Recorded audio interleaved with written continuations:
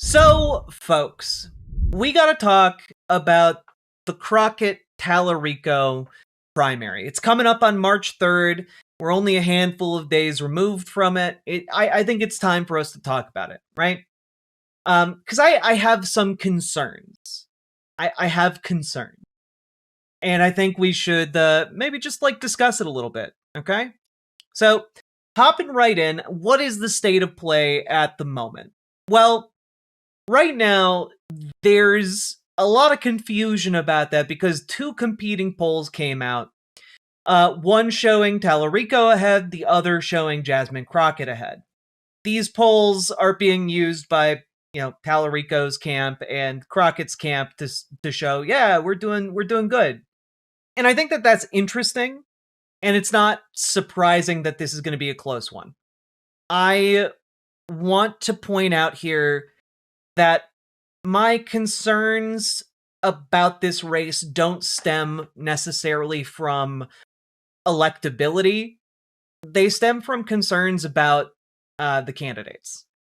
So let's dive into it. What exactly do I mean by that? Number one is when I look at Talarico's campaign versus Crockett's campaign, Jasmine Crockett's running some negative ads. Let's take a look at one of them right off the bat, okay? Most politicians talk. Jasmine Crockett bites. When Trump and Abbott rigged the system for their donors, Jasmine Crockett takes the gloves off and hits back. They fight for the rich and powerful. And as you can see, this is up until this point, I'm fully on board. But now I'm kind of like, what? Talarico fights for the rich and powerful? Like Talarico, Trump, and Greg Abbott are all on the same team? Because I don't believe that. That seems blatantly dishonest. Or at least framework that strikes me as particularly dishonest, Crockett fights for us. And it's not a big hit piece on Talarico or anything, but it's a significant thing to run as one of your official campaign ads, And I would like to compare that to, we can go take a look at one of Talarico's ads here, and we'll go through his ads, and I haven't seen anything like that from his camp yet. When I was 28, I almost died. I was diagnosed with type 1 diabetes. When I picked up my first insulin prescription, it cost me $684. I couldn't afford that. Most Texans can't either. So when I got to the Texas House, I took on Big Pharma and capped insulin at $25 a month. I'm James Talarico. I know what it means to fight for my life.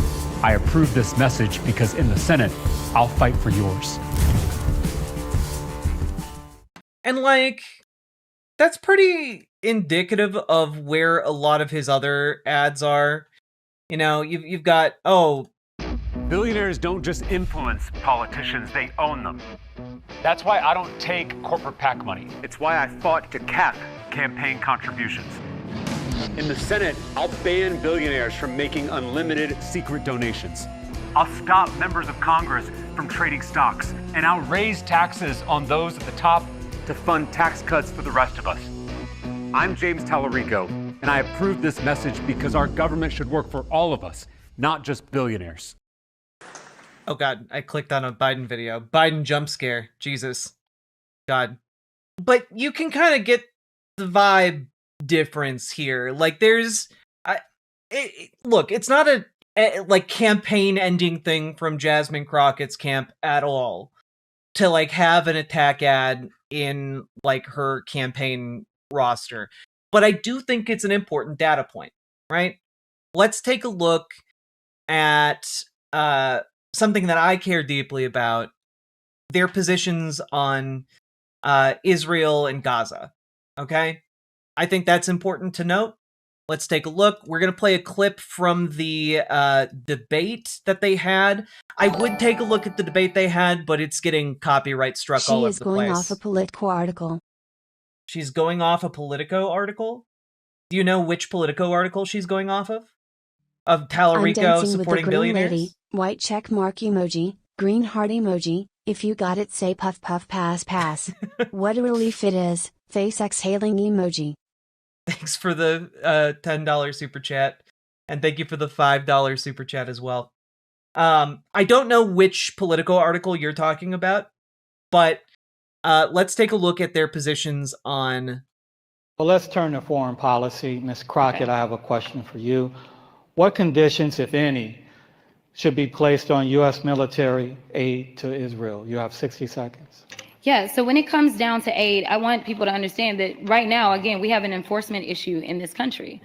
We have rules. If there is a violation of international law, then we are not supposed to continue to send the money. We are supposed to stop the money.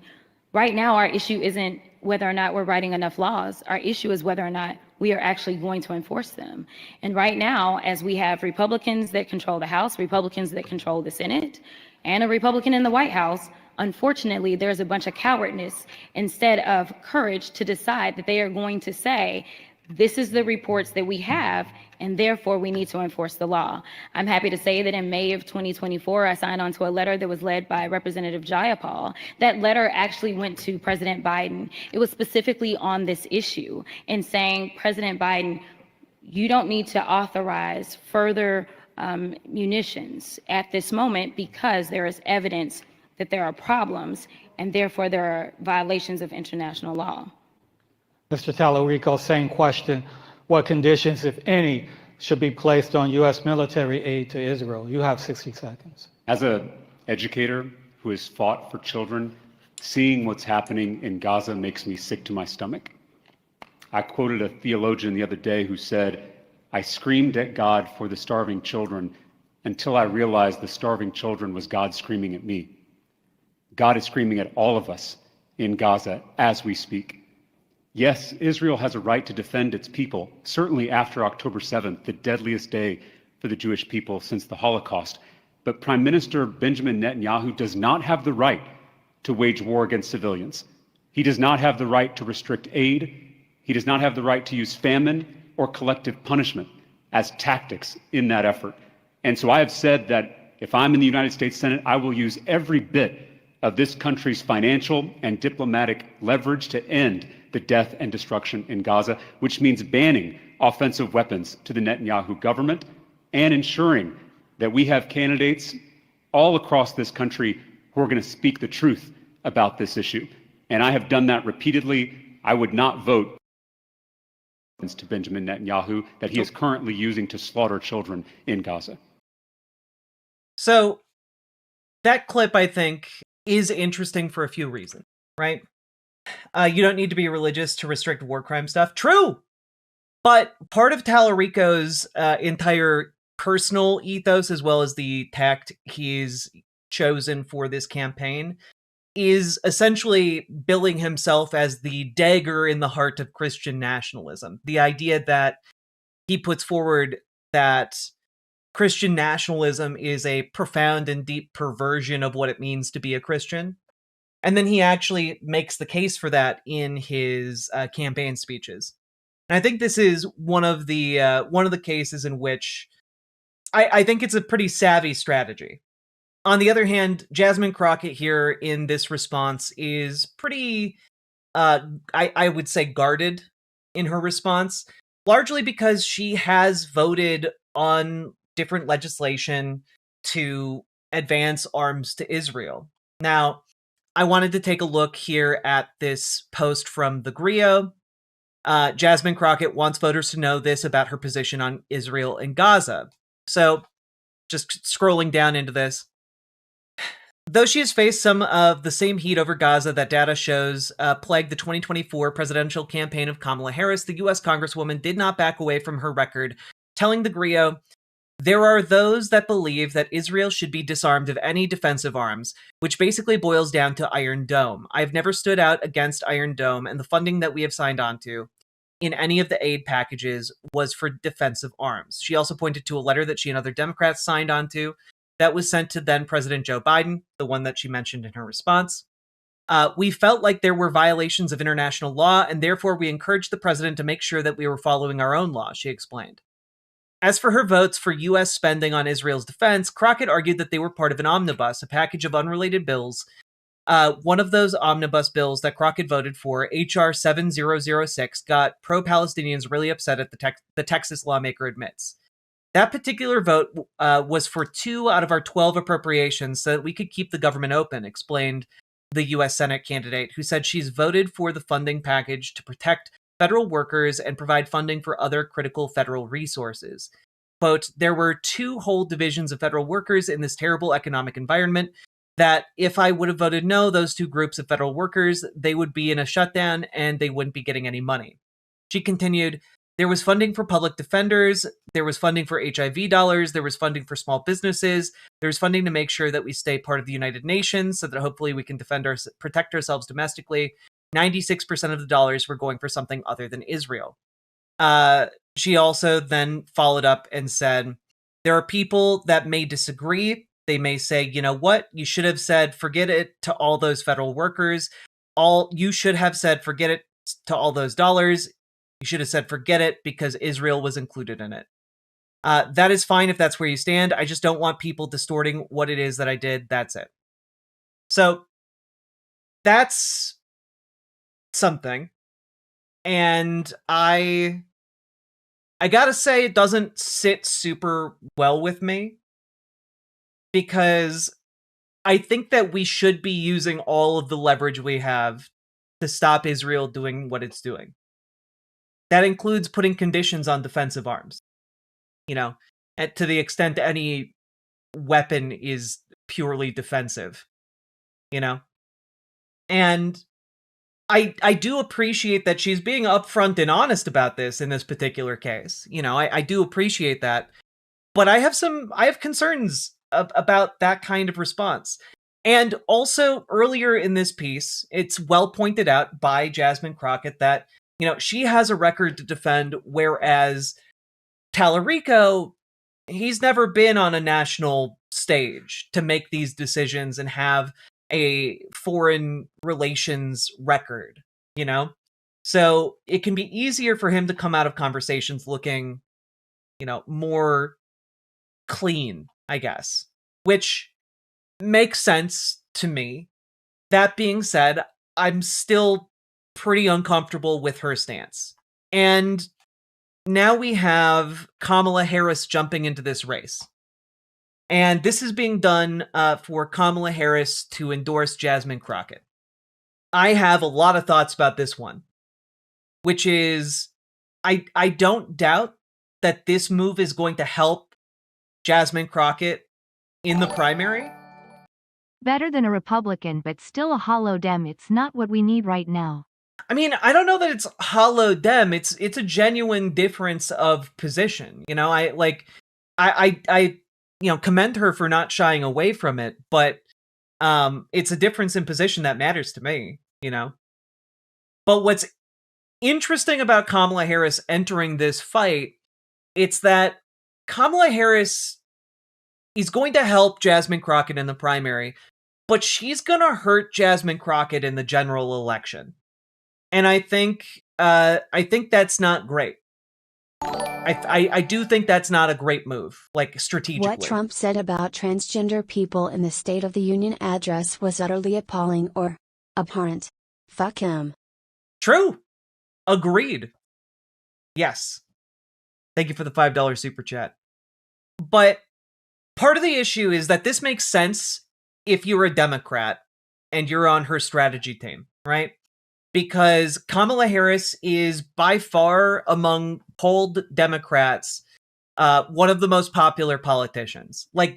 Basically only AOC polls above Kamala Harris. And so this is going to help her generally with Democrats. But I got to let you guys know, I think that this is going to harm chances in the general. And that is not great. But again, my concerns about Jasmine Crockett kind of stem from how she's conducted herself as, an elected official. Her position on Israel gives me a great deal of pause. But so does stuff like this. This is a news story from, today, from The Atlantic. Elaine from Atlantic, she needs to leave. Representative Jasmine Crockett claimed I wasn't kicked out of her rally.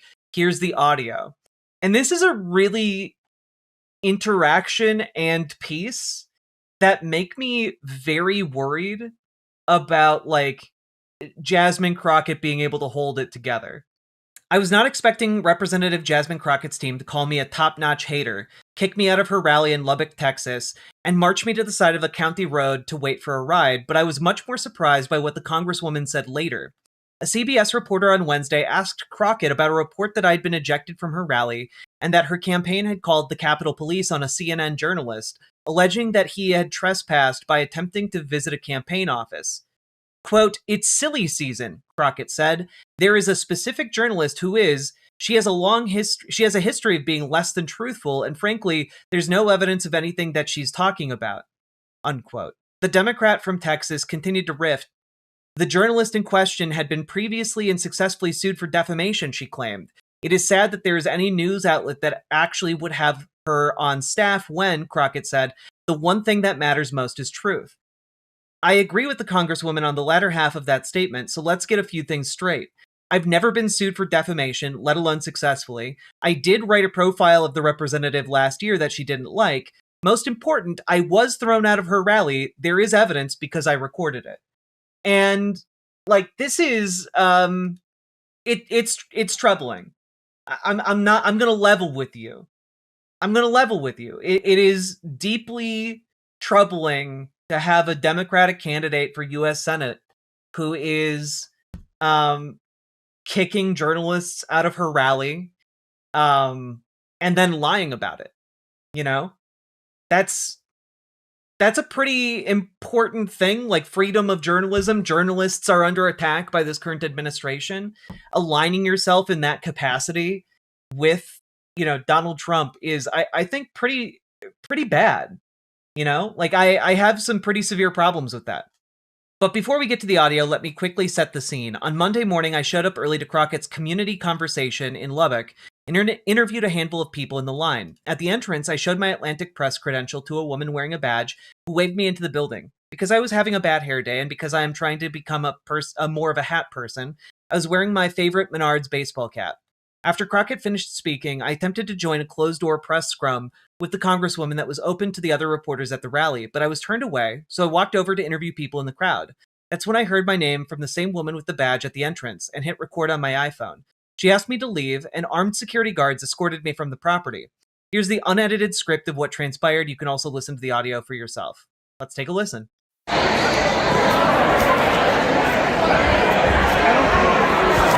hey! Are you late? Yeah. Okay, her team has asked you to leave. Me to leave? Yeah. So we're gonna, can you get your stuff? And her team wants her to leave. And Why? they're asking her to leave. Okay. Why are you asking me to leave? They just said, Elaine from Atlantic, white girl with a hat and notepad. She's interviewing people in the crowd. She's a top-notch hater and will spin. She needs to leave. We're gonna have to I told her escort to you get out, her man. bag and go, but that's what her Can team we go out and leave? Sure.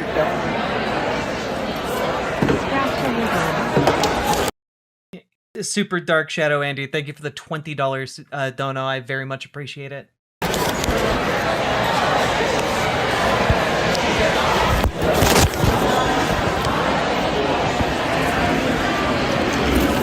That's crazy. What are they afraid of? Not sure, but told me to make sure you leave. You're doing your job. That's all right. Thank you.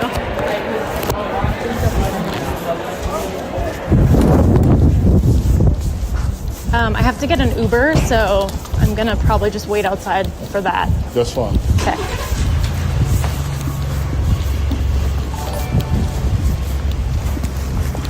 The Atlantic is a cesspool of neoliberal. All right, I'm gonna stand establishment here.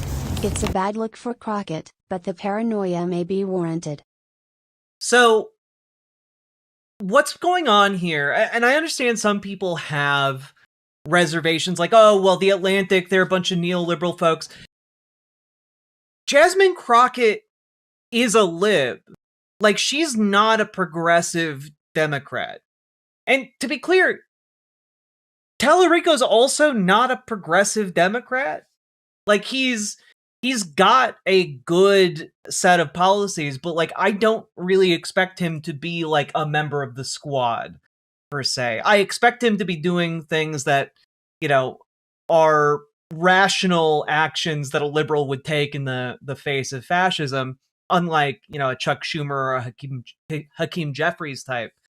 But like, the excuse that The Atlantic has a bunch of liberals and neoliberals working for it, and thus maybe she was justified in like kicking a journalist out, it doesn't hold water for me. You got to be able to like talk to journalists who are both friendly and hostile to your ideas. That's like actually a pretty important component of doing the job. And so it doesn't really make sense to me to be like, well, maybe this journalist had it coming. Cause like, I still don't like that. Like, I think that there is a big difference between like kicking out, someone who is a credentialed reporter and kicking out someone like, like a Tyler Oliveira or like a, Nick Shirley type, like kicking out actual journalists is a big problem. Okay. Talarico is where I think moderates would be if they weren't corporate stooges / Republican light. Yeah, I think that is correct. Shoot bang.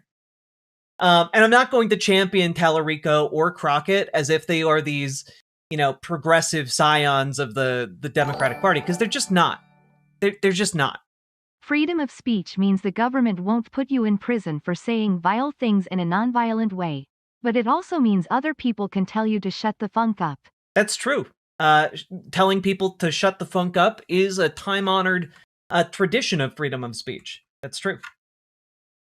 Journalists versus deluded bloggers. Yeah, like, I think that there is an important difference. And I think, number one, if this journalist was kicked out of Crockett's event for justifiable reasons, then I'd love to hear those justifiable reasons.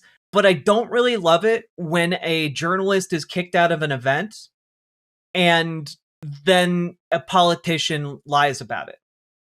I think that that's actually really bad. And if that is an indication of how Crockett would be as an elected member of the US Senate, I think that's bad. I think that this could be like a, John Fetterman situation. And I'm really worried about that.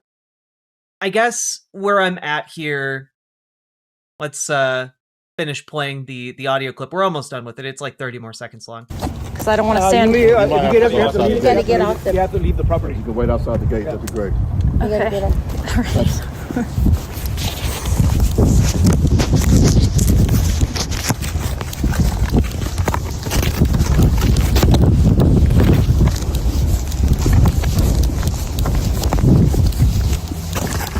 I guess that's the end of the important bits. After getting picked up by the Uber, I went straight to Lubbock's famous prairie dog town where I received a warmer welcome.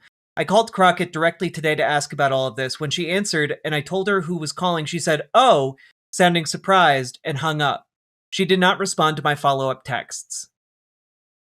And yeah, I just gotta say, I think that's weird. I think that that's a really bad sign when an elected official is banning journalists from their events and then lying about it and then dodging confrontation about it, And I guess to tie this all together, I would really like to play this clip from a Talarico kind of town hall event that he put together. This is from Laredo, Texas. Earlier this month, I think.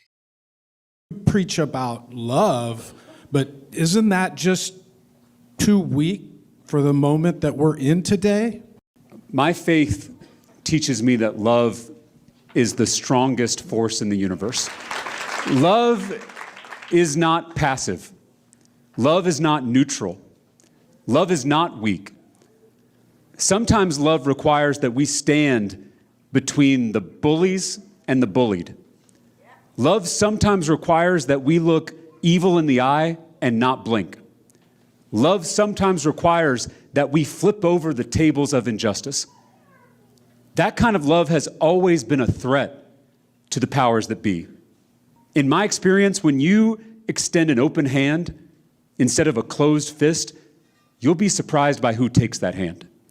That's how I flipped a Trump district in a red county.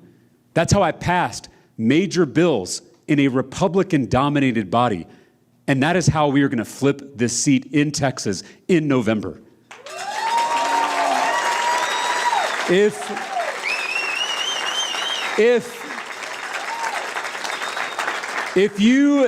you hate politics and you've never voted before, you have a place in this campaign. If you've voted for Democrats, but you're tired of DC Democrats always folding, you have a place in this campaign. And if you voted for Donald Trump, but you are fed up with the extremism and the corruption in our government, you have a place in this campaign. A new kind of politics is possible. It's waiting to be born through all of us.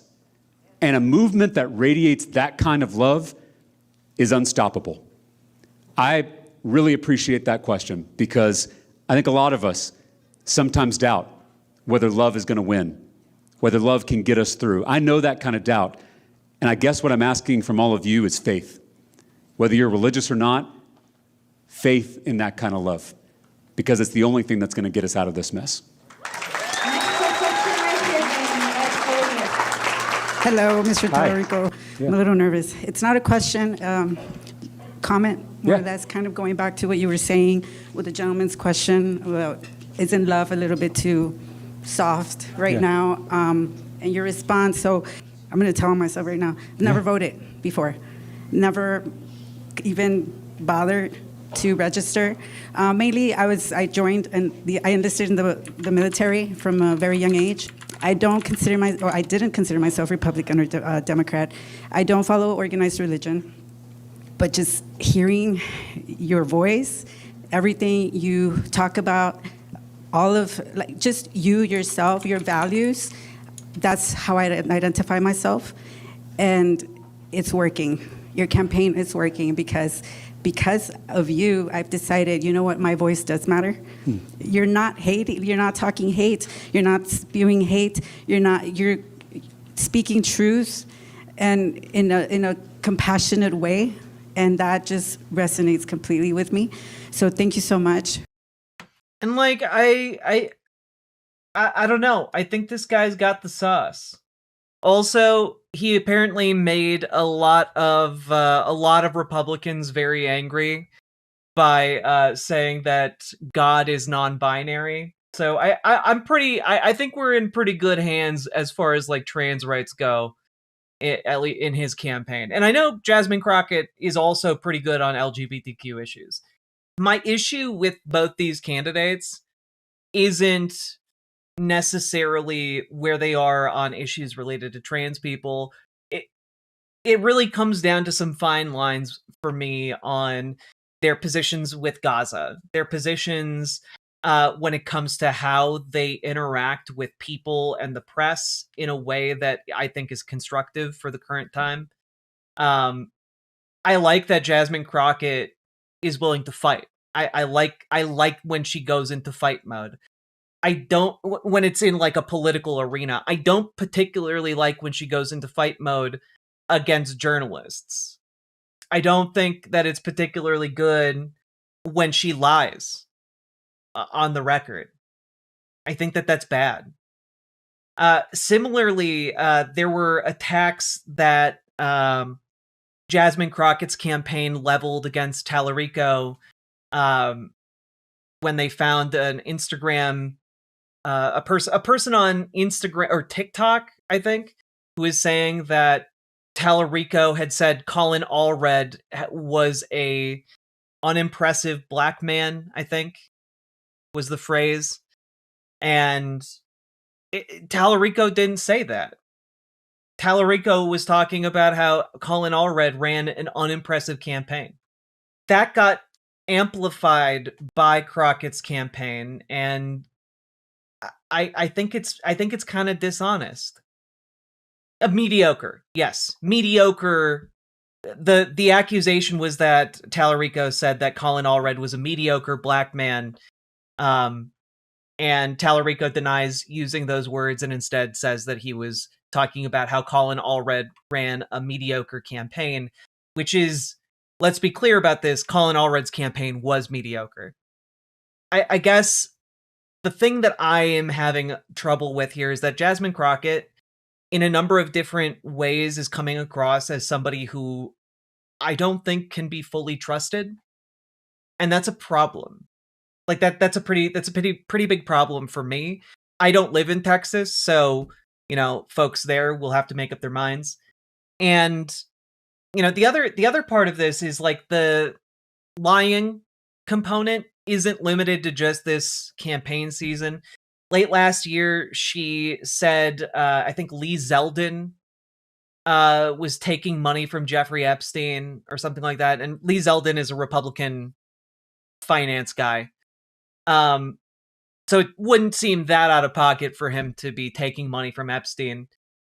But that turned out not to be true. And then Jasmine Crockett just went ahead and said, oh, I never said that. But there's video of her saying it. And it's frustrating because I would like this campaign to be between two pretty good choices, but I don't think that's what we are ultimately ending up with here. Yeah, there are just a number of things to me that matter despite being, and I do want to emphasize this, I think relatively small concerns, but given that there's not that much difference between these two candidates on their positions outside of, you know, Gaza, I think. Well, I think those small differences matter. Those small differences matter. And I guess that's where I land. And your mileage may vary on those small differences. And folks, just remember to go out there and vote in the Democratic primary on March 3rd if you're in Texas. All that being said, let me know what you think down in the comments. Am I making a mountain out of a molehill? Maybe, maybe not. Let me know. Hit the follow button, hit the subscribe button. Also, get organized in your local Dems. Get organized in your local DSA. When you are organized in your Dems and your DSA, you get to have a much larger hand in what happens in the primaries, which is what's happening right now. So get organized today, folks. And last but not least, check out ImogeneOlivia.com. Gender euphoric lingerie designed from the ground up for trans femmes, tested with cis men, cis women, non-binary folks. It's comfortable, non-tucking lingerie. And go check it out. Link down in the doobly-doo, and let's keep on going. Riverboat Jack is coming to town. All the viewers gather round. Twitch and YouTube and swishy streams. All that content is bursting the seams. Politics, being and plenty more. Your sense of fashion you'll adore. So grab your stuff and hop aboard.